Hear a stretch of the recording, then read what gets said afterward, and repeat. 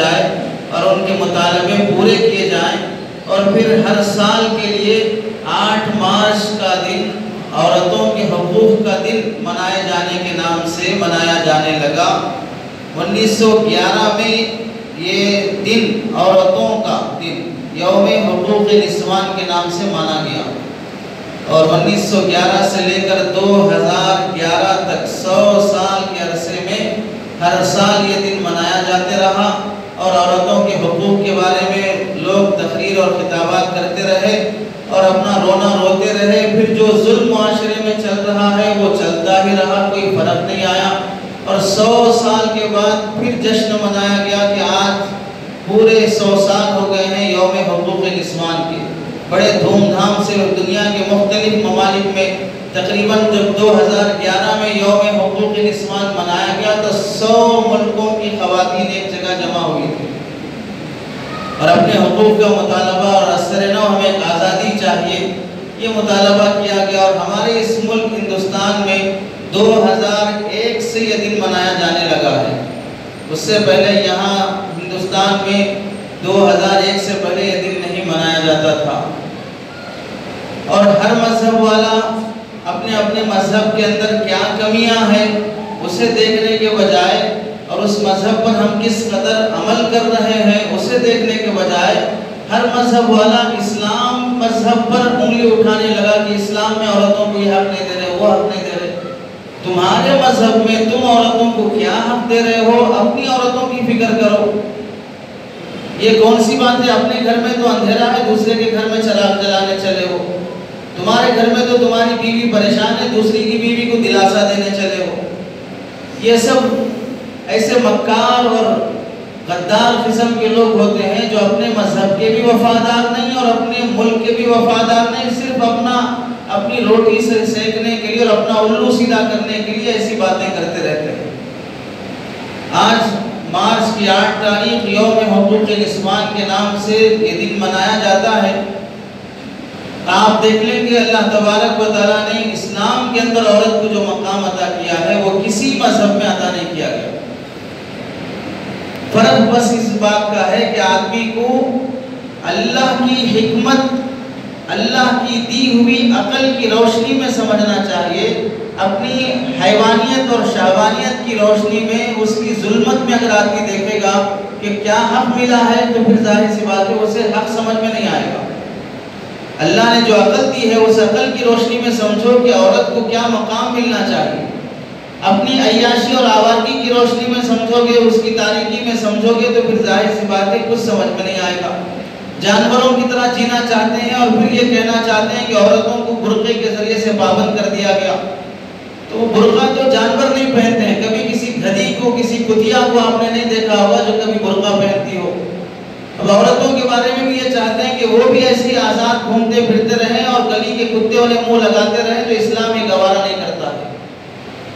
عورتوں کو کیا حق ملنا چاہیے وہ حق اسلام کی روشنی میں، اللہ کی دی ہوئی عقل کی روشنی میں سمجھا جائے۔ بنیادی طور پہ اگر ہم ماضی سے لیتے آئیں تو ایسے بھی مذہب گزرے ہیں جو عورت کو عورت ماننا تو دور کی بات، عورت کو انسان ماننے تک کے لیے بھی تیار نہیں تھے۔ دنیا میں ایسے بھی مذہب ہیں جو عورت کو عورت ماننا تو دور کی بات، عورت کو انسان ماننے کے لیے بھی تیار نہیں تھے۔ یونانی فلسفہ یہ کہتا ہے کہ عورت انسان نہیں ہے بلکہ وہ تمام بری روحوں کا ایک مجموعہ ہے، تمام گندی اور ناپاک روحوں کا ایک مجموعہ ہے عورت، اور سب سے بہترین مرد وہ ہے جو آج تک کسی عورت کو ہاتھ نہ لگایا ہو۔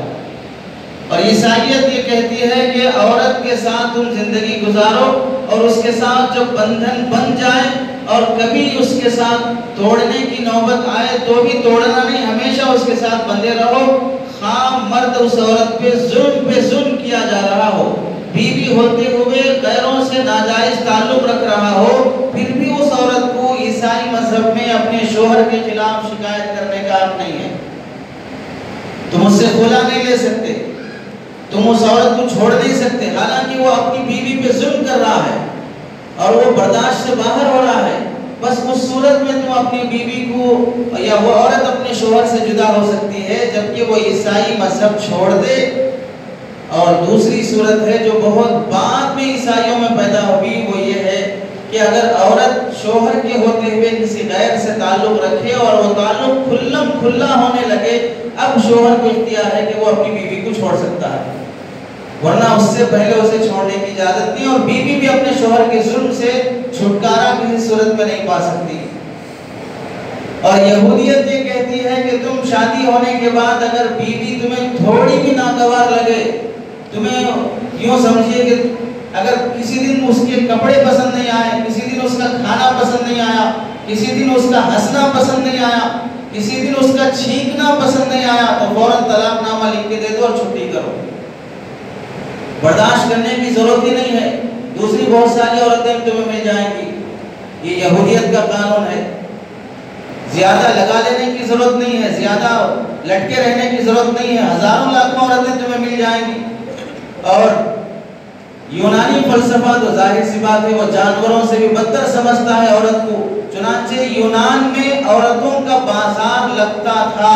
جس طرح بیل بکری بازار میں فروخت ہوتے ہیں، ایسے عورتوں کو لایا جاتا تھا اور فروخت کیا جاتا تھا.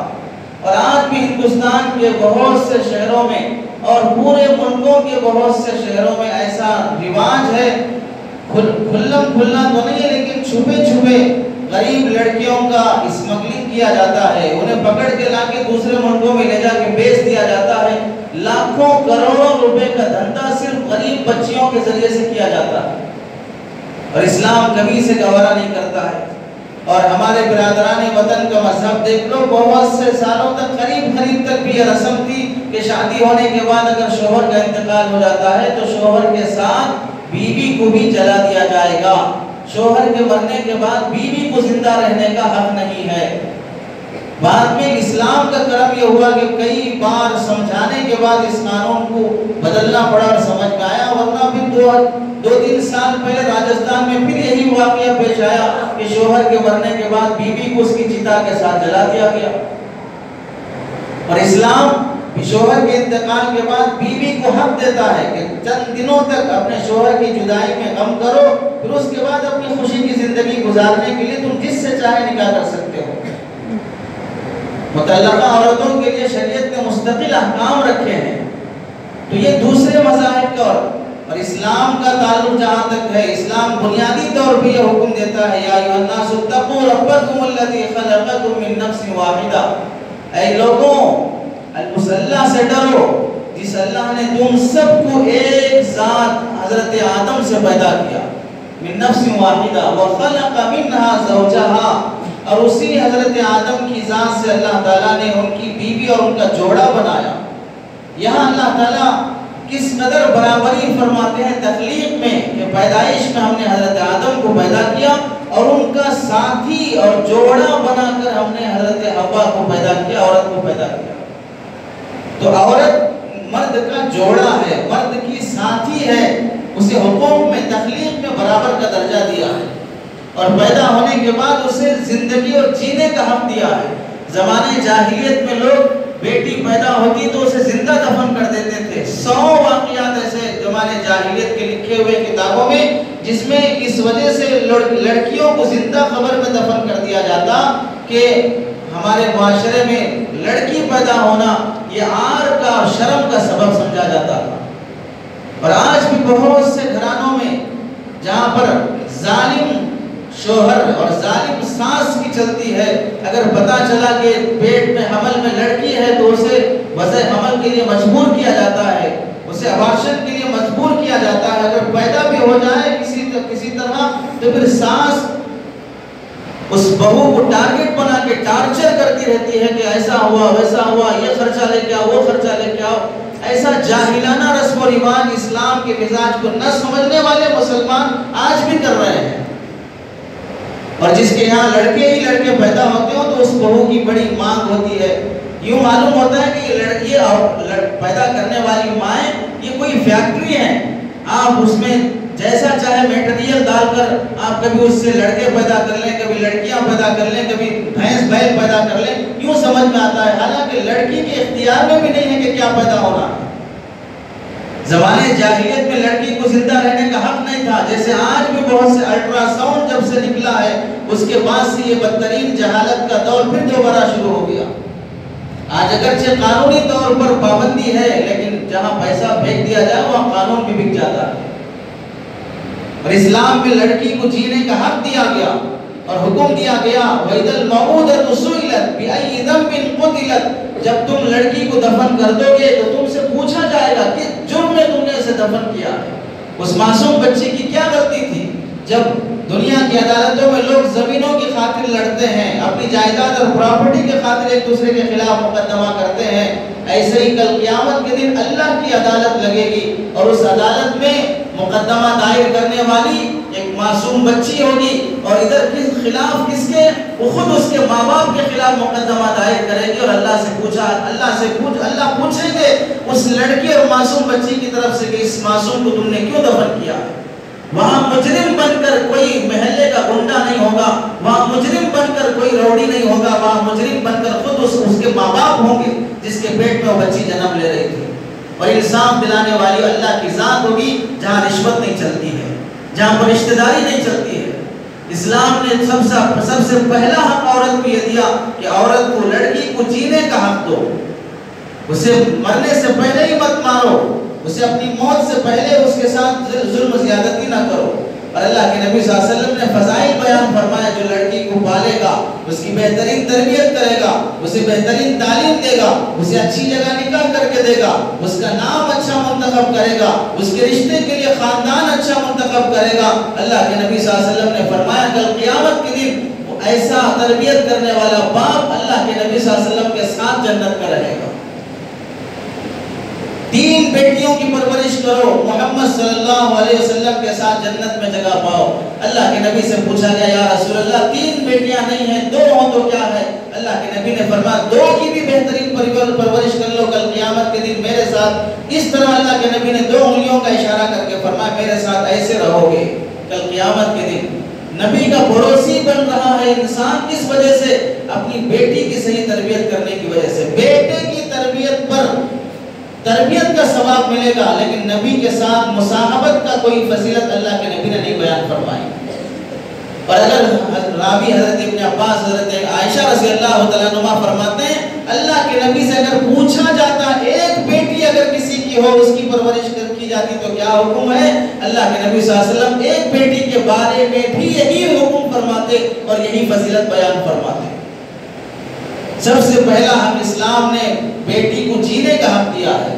اور آج سروے کر لو، رپورٹ دیکھ لو ہندوستان کی یا باہر ملکوں کی، ہر سال کتنی لڑکیاں پیٹ میں ہی مار دی جاتی ہیں، ہر سال کتنے ہزار لڑکیاں پیٹ ہی میں مار دی جاتی ہیں کہ بیٹی پیدا ہونے کو عار سمجھا جا رہا ہے۔ اور معاشرے نے جو رسومات اپنے ذمہ لازم کر لیے اس کی وجہ سے بیٹی پیدا ہونا ایک بوجھ بن گیا اور بیٹی پیدا کرنے والی ماں ایک مجرمہ بن گئی ہے۔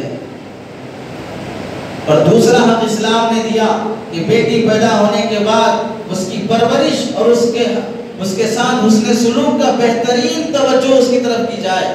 چنانچہ باپ کو حکم ہے بیٹی پیدا ہونے کے بعد اگر تم گھر میں آؤ اور کوئی چیز تم سامان کھانے پینے کا لاؤ تو سب سے پہلے بیٹے کو دینے کے بجائے بیٹی کو پہلے دو، بیٹے کو دینے کے بجائے بیٹی کو دینے میں مقدم کرو۔ جس طرح بیٹے کے پیدا ہونے پر خوشی کا اظہار کرتے ہو، بیٹی کے پیدا ہونے پر بھی اسی طرح خوشی کا اظہار کرو۔ اگر بیٹی کے پیدا ہونے پر سب کو، بیٹے کے پیدا ہونے پر سب کو سنایا جا رہا ہے اور بیٹی کے پیدا ہونے پر پوچھنے پر بھی نہیں بولا جا رہا ہے تو سمجھ لو تمہارے اندر، تم مسلمان ہونے کے بعد بھی زمانے جاہلیت کے آثار تمہارے اندر موجود ہیں، کفر کی علامتیں تمہارے اندر، کفر کی بو تمہارے اندر موجود ہے۔ اس کی پرورش کا بہترین نظام کیا جائے، اس پر ہاتھ نہ اٹھایا جائے، اس کی تحقیر نہ کی جائے۔ اور پھر اسلام نے آگے حکم دیا جب بیٹیاں جوان ہونے لگیں تو اللہ تعالیٰ لڑکیوں کو ان کے پاک دامنی، ان کی عزت اور عصمت کی عظمت کا خیال رکھتے ہوئے ان کے دامن کی حفاظت کے خاطر اللہ تعالیٰ حکم فرماتے ہیں قُلْ لِلْمُؤْمِنِينَ يَغُضُّوا مِنْ أَبْصَارِهِمْ وَيَحْفَظُوا فُرُوجَهُمْ، مسلمانوں سے کہہ دو کہ وہ اپنی نگاہوں کو نیچے رکھیں۔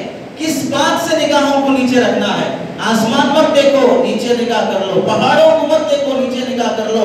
नीचे निगाह रखने का हुक्म किसके मुकाबले में है? बाहर चलने वाली इन लड़कियों और औरतों की तरफ निगाह मत करो, नीचे निगाह रखो। ये नीचे निगाह रखना क्यों है? इनकी अजमत का ख्याल, इनकी इस्मत और एहतराम का ख्याल करते हुए तुम उनकी तरफ बुरी निगाह मत डालो। वयहफ़ज़ू फ़ुरूजहुम के तहत मुफस्सिरीन लिखते हैं शर्मगाहों की हिफाजत करने का मतलब और मफ़हूम यह है कि बुराई और ज़िना और गंदी और बदफेली की तरफ ले जाने वाले तमाम कामों से बचे रहो। चुनांचे ऐसी बातें लड़कियों से मत करो जो ज़िना तक ले जाती हो, ऐसी निगाहें न डालो जो ज़िना तक ले जाती हो, ऐसे कदम उधर न उठाओ जो ज़िना तक ले जाते हो। इन तमाम चीज़ों से महफूज रखना यहफ़ज़ू फ़ुरूजहुम में दाखिल है। उसकी इज्जत और इस्मत का ख्याल रखते हुए यहाँ तक अल्लाह ताला ने हुक्म फरमाया कि अगर तुम्हारी बांदी नौकरानी जिसे तुम खरीद कर लाए हो, अगर वो ये चाहती हैं कि बादामन रहकर जिंदगी गुजारें, तो फिर तुम आज़ाद लोग जिनके अखलाक और किरदार आला होते हैं, तुम्हें हरगिज़ इस बात की इजाज़त नहीं है जब बांदी बादामन रहना चाहती है, तुम आका और ओनर होकर अपनी बांदी को बदफेली में कैसे मुब्तला कर सकते हो? ज़माने जाहिलियत में लोग बांदियों को खरीद लेते थे और खरीद कर जिस तरह घरों में काम काज उससे कराते थे, वैसे ही उन बांदियों को रख कर धंधा कराते थे। अल्लाह ताला ने हुक्म फरमाया कि औरतों के साथ बांदियों के, बांदी औरत ही होती है, औरत के हुकूक बयान किए जा रहे हैं, खा वो औरत आज़ाद हो, खा वो औरत बांदी हो, बांदी के साथ ये रवैया ना करो। तो अब बताओ, जिस खरीदी हुई बांदी को पाक दामन रखने का हुक्म दिया गया है, तो फिर आज़ाद औरत को किस कदर पाक दामन रखने का हुक्म दिया जाएगा? चुनांचे हदीस कुरान मजीद में अल्लाह तबारक व तआला फरमाते हैं कुल लिल मुमिनाति यग़ुद्दुना मिन अबसारिहिन्न, औरतों से भी हुक्म है तुम अपनी दामन की हिफाजत करना चाहते हो, तुम पर कोई शराबी, कोई कबाबी, कोई जानी, कोई गलीज़ किस्म का इंसान, खबीज़ फितरत का आदमी तुम्हारी तरफ निगाह ना उठाकर देखे, तुम अपनी निगाहों को नीचे रख के चलो। तुम अपनी इज्जत और इस्मत की हिफाजत की फिक्र करो, पूरे जिस्म को ढांप कर बाहर निकलो, बिना जरूरत बाहर ना निकलो, खुशबू लगाकर बाहर ना निकलो, और ऐसे अंदाज और ऐसे नाज नखरे से ना चलो कि लोगों की निगाहें तुम पर मुतवज्जह हो जाएं। अगर तुम ऐसा करोगी तो तुम्हारा दामन महफूज रहेगा, अगर नहीं करोगी, खुशबू लगाकर निकलोगी, तंग टाइट और छोटे पतले कपड़े पहनकर निकलोगी, घर से निकलकर वापस आने तक अल्लाह की लानत तुम पर बरसेगी और तुम्हें अल्लाह ताला जिना न करने के बावजूद जानिया के हुक्म में लिखेगा कि तुम्हें खुद अपने दामन की और इज्जत और इस्मत की हिफाजत की फिक्र नहीं है। और चुनांचे हजरत उमर रज़ी अल्लाह तआला, हजरत अबू बकर रज़ी अल्लाह तआला के ज़माने में देख लो, अगर किसी लड़की का, किसी औरत की इज्जत और इस्मत के साथ खिलवाड़ होता था तो फौरी सजा दे देते थे। चुनांचे हजरत अबू बकर रज़ी अल्लाह तआला के पास एक आदमी आया और कहने लगा कि अमीरुल मोमिनीन, मेरे घर में एक मेहमान आया, कंजुल उम्माल की हदीस है, मेरे घर में एक मेहमान आया, मैंने उसका इकराम किया, लेकिन उसने मेरी गैर मौजूदगी में मेरी हमशीरा, मेरी बहन के साथ उसने ज़्यादती कर ली। मैं आपके पास शिकायत लेके आया हूँ। हजरत अबू बकर रज़ी अल्लाह तआला ने लोगों को भेजा, तहकीकात की, मालूम हुआ कि वाक़ियतन इसकी बहन की कोई गलती नहीं थी, उस आने वाले मेहमान ने ज़्यादती की थी और उसने अपनी गलीज़ फितरत का इजहार किया था। तो हजरत अबू बकर रज़ी अल्लाह तआला ने उस मेहमान को बुलाया और फिर उसे 100 घोड़े लगवाए और फिर उसे मकामे फतक की तरफ 1 साल के लिए जिलावतन के लिए भेज दिए, शहर बदर कर दिए कि 1 साल तक तुम्हें शहर में आने की इजाज़त नहीं है। फिर 1 साल के बाद उसे वापस बुलाया, फिर इसी आदमी की बहन के साथ उस आदमी का निकाह करवाया। हजरत उमर रज़ी अल्लाह तआला के पास एक आदमी आया और वो कहने लगा कि मैं हुज़ैल घराने के और हुज़ैल कबीले के लोगों को दावत दिया हूँ और लोग मेरे पास दावत के लिए जमा हो गए और मैंने अपनी बांदी को लकड़ियां लाने के लिए भेजा। एक आदमी जो आए हुए दावत में आए हुए लोगों में से एक आदमी की मेरी बांदी पर दिल आ गया और उसके पीछे पीछे हुआ और लकड़ियां लाने के लिए जब वो जंगल में गई तो ये भी पहुंचा और उसके साथ ज़्यादती करने लगा और उसे छेड़छाड़ और परेशान करने लगा। वो तंग आ गई और एक बड़ा पत्थर उठाकर दे मारा, वही उसका इंतकाल हो गया। और वो घर वापस आई, बात फैल गई कि एक आदमी जंगल में मरा पड़ा है, तहकीकात हुई, पता चला फला की बांदी ने मार दिया है। हजरत उमर रज़ी अल्लाह तआला तक केस आया, हजरत उमर ने तहकीकात की, पता चला कि ये खुद ज़्यादती करने के चक्कर में था, बांदी का इसमें कोई कसूर नहीं था। तो हजरत उमर रज़ी अल्लाह तआला ने फरमाया कि इस مرے ہوئے آدمی کا نہ قصاص ہے نہ اس کی کوئی دیت ہے، نہ اس کے بدلے کسی کو قتل کیا جائے گا، نہ اس کی کسی پر دیت لازم ہوگی۔ اس نے ایک لڑکی کی عزت لوٹنے کی چکر میں تھا اور اس میں اس کی جان چلی گئی ہے، اس کی جان کا کوئی اعتبار نہیں ہے، اس کے خون کا کوئی اعتبار نہیں ہے۔ اور کیا مطلب یہاں پر ایک باندی کی عزت کی خاطر ایک آزاد کی موت بھی گوارا ہے، خواہ وہ عورت ہے لیکن باندی ہی کیوں نہ ہو، اس کی بھی ایک عزت ہے اسلام کے اندر۔ اسلام نے اسے عزت اور عصمت کا جو حق دیا ہے وہ کتنا عظیم حق ہے کہ اور لوگ یہ چاہتے ہیں کہ عورتوں کو آزاد کر دیا جائے، وہ ہر فیلڈ میں آگے رہیں اور ان کے ساتھ زیادتیاں ہوتی رہے، تو اسے سمجھتے ہیں کہ یہ حق ہے۔ اور یہاں تک اللہ تبارک و تعالیٰ نے عورت کے عزت عصمت کی اور اس کے راز کی اور اس کی تنہائی اور خلوت کی حفاظت کی رعایت اللہ نے اس قدر کی ہے۔ گھر میں کام کرنے والا نوکر، اسے گھر میں بار بار آنا جانا پڑتا ہے، وہ نوکر ہے گھر کا، اور اس زمانے کا جو نوکر اور اس زمانے کے جو غلام تھے وہ گھروں میں ہی کھاتے تھے، گھروں میں ہی رہتے تھے، وہ خریدا ہوا رہتا تھا تو اسے گھر میں ہی پلنا پڑتا تھا۔ گھر کی صفائی، گھر کے انتظامات سب نوکروں کے ذمہ رہتے تھے۔ وہ گھر میں کام کرنے والا نوکر، اس کو بھی حکم ہے یا ایھا الذین آمنوا لیستأذنکم الذین ملکت ایمانکم والذین لم یبلغوا الحلم منکم ثلاث مرات۔ یہ کام کرنے والے نوکر جب تمہارے گھر میں آئے اجازت لے کے آئے۔ 3 وقتوں میں میاں بیوی آپس میں لیٹے رہتے ہوں، تنہائی میں کچھ ملتے اور باتیں کرتے ہوں، عشاء کے بعد جب بستر لگ جائے، گھر کے نوکر کو بھی بغیر اجازت کے گھر میں آنے کی اجازت نہیں ہے۔ فجر کے بعد گھر کے نوکر کو بھی گھر میں آنے کی اجازت نہیں ہے۔ ظہر کے وقت میں بھی جب لیٹے اور قیلولہ کا وقت ہو، گھر کے نوکر کو بھی بغیر اجازت کے آنے کی اجازت نہیں ہے۔ اس میں عورت کی عزت اور عصمت کا لحاظ رکھا گیا ہے۔ کس قدر تاکید ہے اس کی دامنی کا۔ عام لوگوں کو بھی یہ حکم ہے کہ اگر تم کسی کے گھر جاؤ، تمہیں اپنے دوست سے ملنا ہے اور اس کے گھر پہ دروازہ کھٹکھٹایا، وہ وہاں پر موجود نہیں ہے، 3 مرتبہ سلام کرو، اجازت مانگو، اندر سے جواب ملے، اندر آنے کی اجازت ملے تو اندر جانا، اگر اجازت نہیں ملے تو واپس آ جانا۔ جھانک کر دیکھنے کی اجازت نہیں ہے۔ کیوں؟ گھر میں وہ اپنی بیوی کے ساتھ کیا کر رہا ہے، تمہیں کیا مطلب؟ تمہیں جھانک کر دیکھنے کی اجازت نہیں ہے۔ ایک صحابی جھانک کر دیکھ لیے تو اللہ کے نبی نے فرمایا اگر مجھے اجازت ہوتی تو میں تمہاری آنکھ پھوڑ دیتا۔ تم جھانک کر دیکھ رہے دوسروں کے گھروں میں۔ اللہ کے نبی صلی اللہ علیہ وسلم حضرت سعد بن عبادہ رضی اللہ تعالیٰ عنہ سے ملنے کے لیے آئے، دروازے پہ دستک دیا، 3 مرتبہ سلام کیا، اندر سے جواب نہیں آیا، واپس جانے لگے۔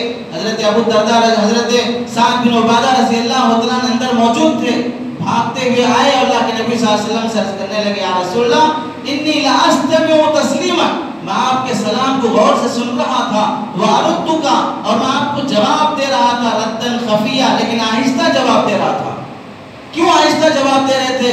لِتُكْثِرَ عَلَيْنَا التَّسْلِيمَ، تاکہ آپ اور زیادہ ہمیں سلامتی کی دعا دیتے رہیں۔ چونکہ کیا کہہ رہے تھے اللہ کے نبی؟ السلام علیکم، کیا مطلب؟ اللہ تم پر سلامتی نازل کرے۔ نبی کسی کے گھر کے باہر کھڑے ہو کر سلامتی کی دعا کر رہا ہے تو کتنا خوش نصیب وہ صحابی ہے۔ وہ صحابی فرماتے ہیں یا رسول اللہ میں وہ سلام کی دعا لینے کے خاطر میں خاموش آہستہ جواب دیتا رہا۔ اللہ کے نبی نے فرمایا شریعت کا حکم یہ ہے کہ 3 مرتبہ آواز دو، جواب ملے تو ٹھیک ہے، نہیں تو واپس آ جاؤ۔ اس میں کس بات کا لحاظ رکھا گیا کہ دوسروں کے گھروں کا راز نہ جانا جائے، ان کے راز کی، ان کی عزت کی، ان کے عصمت کی، عظمت کا لحاظ رکھا جائے۔ اور آگے اللہ تبارک و تعالیٰ نے جب لڑکی بڑی ہو جائے، بالغ ہو جائے تو حکم دیا گیا کہ لڑکی کی اجازت اور اس کی مرضی کے بغیر اس کی شادی نہ کی جائے۔ اسے یہ حق ہے اسے پوچھا جائے کہ تم کس سے نکاح کرنا چاہتی ہو۔ ہمارے معاشرے میں پوچھا نہیں جاتا ہے، یہ بہت بڑی بری بات ہے کہ لڑکی سے پوچھے بغیر اس کا نکاح کیا جائے۔ اور لڑکیوں کو بھی یہ اجازت نہیں ہے کہ اپنے ماں باپ کی مرضی کے بغیر جس کے چاہے ساتھ گلچھلے اڑاتے پھریں اور اپنی مرضی کا ناجائز استعمال کریں، اس کی بھی اجازت نہیں ہے۔ جنم سے لے کر، پیدا ہونے سے لے کر، پال پوس کر بڑے کرنے والے ماں باپ کی رضامندی کا لحاظ نہ رکھا جائے، اسے تو بعض فقہا کے نزدیک جائز ہی نہیں کہتے ہیں ایسے نکاح کو جس میں ماں باپ کی اور اولیاء کی مرضی شامل نہ ہو۔ اس کی حق ہے کہ وہ طلاق ہو گئی تو دوسرا نکاح کر سکتی سکتی ہے، بالغ ہو گئی تو شوہر کا انتخاب کر سکتی ہے کہ مجھے فلاں خاندان کے لڑکے سے نکاح کرنا ہے، فلاں سے مجھے نکاح نہیں کرنا ہے۔ لیکن آزاد خیالی اور آزاد مزاجی اس قدر آ گئی کہ اب یہ آزادی کا جو استعمال غلط ہو رہا ہے، اسے دیندار لڑکا پسند نہیں ہے، دنیا دار لڑکا پسند ہے، داڑھی والا پسند نہیں ہے، بے ریش پسند ہے۔ داڑھی والا بھی مرد ہے، بے داڑھی والا بھی مرد ہے، ہر آدمی اپنی نیکی اور گناہ کے لحاظ سے ثواب پائے گا۔ لیکن تمہاری یہ سوچ کہ تمہیں داڑھی پسند نہیں ہے، وہ اس آدمی کی داڑھی پسند نہ ہو، یہ ہو سکتا ہے، لیکن داڑھی نبی کی سنت ہے۔ نبی کی سنت کی تحقیر جو تمہارے دل میں آ گئی ہے، تم اپنے ایمان اور کفر کا فیصلہ کر لو کہ تم ایک سنت کی تحقیر اور اسے گھنانا اور گرا ہوا سمجھ رہی ہو، اور اس کی تحقیر کے ساتھ تم اسے ناپسند کر رہی ہو، تم اسی میں فیصلہ کر لو کہ تم مسلمان ہو یا کافر ہو۔ عورت کو شادی کا حق دیا گیا، شادی کے بعد بیوی اگر ہے، بیوی بن جاتی ہے تو بیوی کا حق دیا گیا کہ بیوی کے ساتھ کیسے رہنا چاہیے، اس کے ساتھ پیار محبت کے ساتھ، حسن اخلاق کے ساتھ۔ اللہ کے نبی صلی اللہ علیہ وسلم نے صحابہ کو تک منع فرما دیا جو بہت کثرت سے عبادت کرتے تھے۔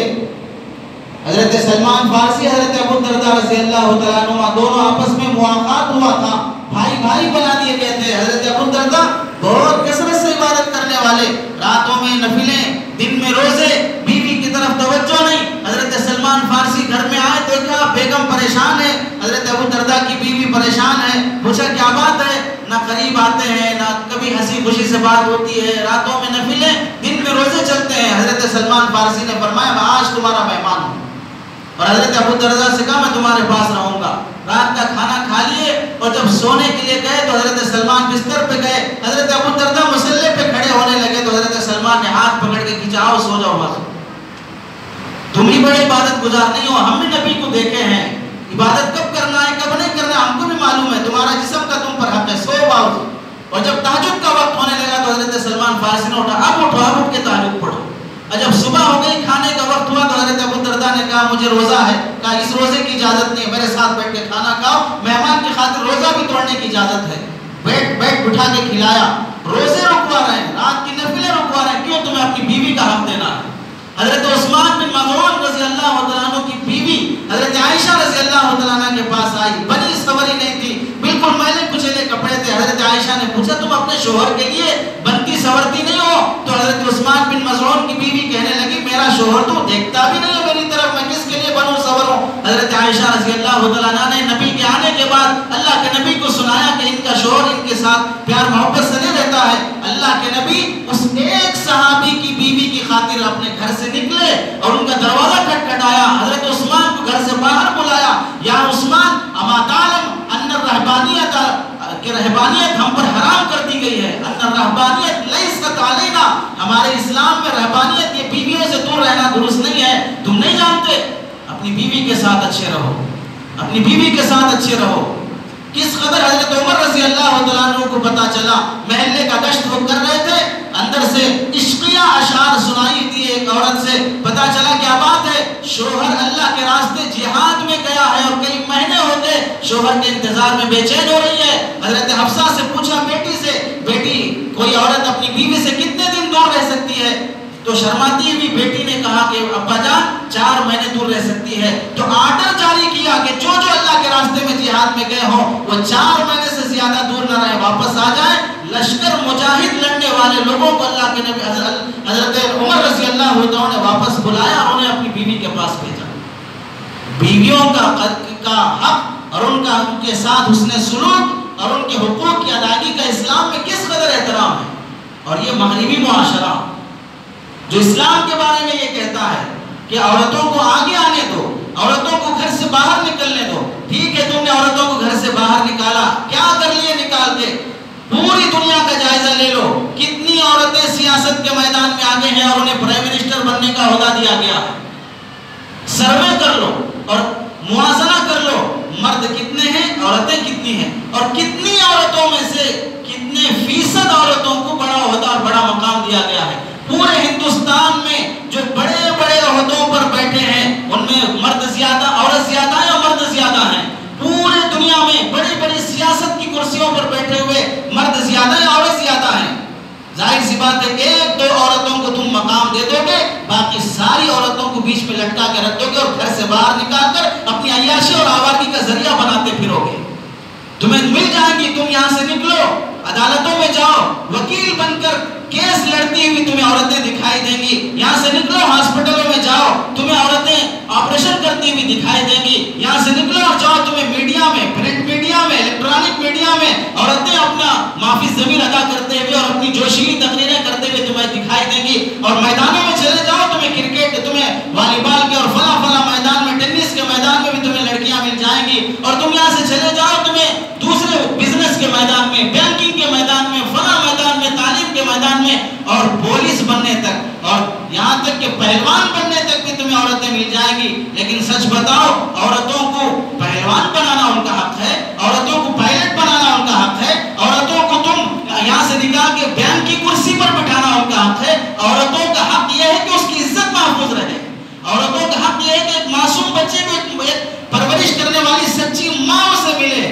عورتوں کو گھر سے باہر نکال کر یہ ذہن بنایا گیا کہ شوہر کی خدمت، بچوں کی خدمت، ساس سسر کی خدمت، دیور کی خدمت، یہ سب خدمتیں کب کرو گی؟ گھر سے باہر نکلو، تم بھی آزادی سے رہو. کیا کرو نکل کے؟ ہوٹل میں آؤ، آنے والے شرابی کی خدمت کرو، آنے والے کبابی کی خدمت کرو، سود خور کی خدمت کرو، وہاں پلیٹیں لا کے رکھو، وہاں ہوٹل کا بینچ صاف کرتے رہو. یہ آزادی ہے.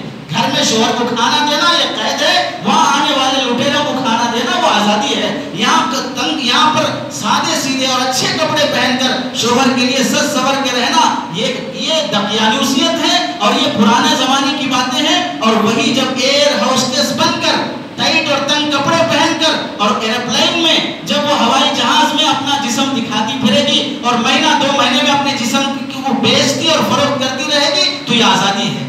شراب خانوں میں، کلب میں، اڈوں میں تم وہاں پر ناچتی بھی رہو اور اپنے جسم کا دھندا کرتی رہو، یہ تمہارے لیے آزادی ہے. کس چیز کو تم آزادی کا نام دے رہے ہو؟ حقوق نسوان کے نام پر عورتوں کو جانور بنانا چاہتے ہو، پھر اسے کہتے ہو کہ عورتوں کو ان کا حق اسلام میں نہیں دیا گیا ہے. دیکھ لو تاریخ اٹھا کر، اسلام میں تمہیں ایک اچھی ماں کی تلاش ہے تو حضرت مریم کو دیکھو، انہوں نے حضرت عیسیٰ کی کیسی پرورش کی ہے. تمہیں اچھی بیوی کی تلاش ہے تو حضرت آسیہ اور حضرت خدیجہ کو دیکھو، ایک اچھی بیوی بن کر اللہ کے نبی کی کیسی دعائیں انہوں نے لی ہیں. ایک اچھی بیٹی کی تمہیں تلاش ہے تو حضرت فاطمہ کو دیکھو، ایک اچھی بیٹی بن کر انہوں نے کیسے اسلام کا نام روشن کیا ہے. ایک اچھی بہن تمہیں تلاش ہے تو حضرت موسیٰ علیہ السلام کی بہن کو دیکھو، صحابہ کی بہنوں کو دیکھو، نبی کی بہن حضرت شیمہ کو دیکھو. یہ تمہیں اچھی بہن کی نظر اچھی بہن کی چال اور اچھی بہن کی زندگی اور اچھی بہن کی حرکات اور سکنات میں تمہیں نظر آئیں گی. اچھی خواتین اور اسلام کی بلند اور سرمایہ دار اور اسلام کی پاک دامن خواتین تمہیں یہاں نظر آئیں گی، جنہیں حضرت عبد القادر جیلانی بنانے والی ایک ماں ہے، حضرت جنید بغدادی بنانے والی ایک ماں ہے، امام بخاری کو بخاری بنانے والی ایک ماں ہے، حضرت احمد شہید کو ایک بہترین سپاہی اور بہترین شہید بنانے والی ایک ماں ہے، حضرت ابو حنیفہ کو، حضرت امام شافعی کو، حضرت نظام الدین اولیاء کو،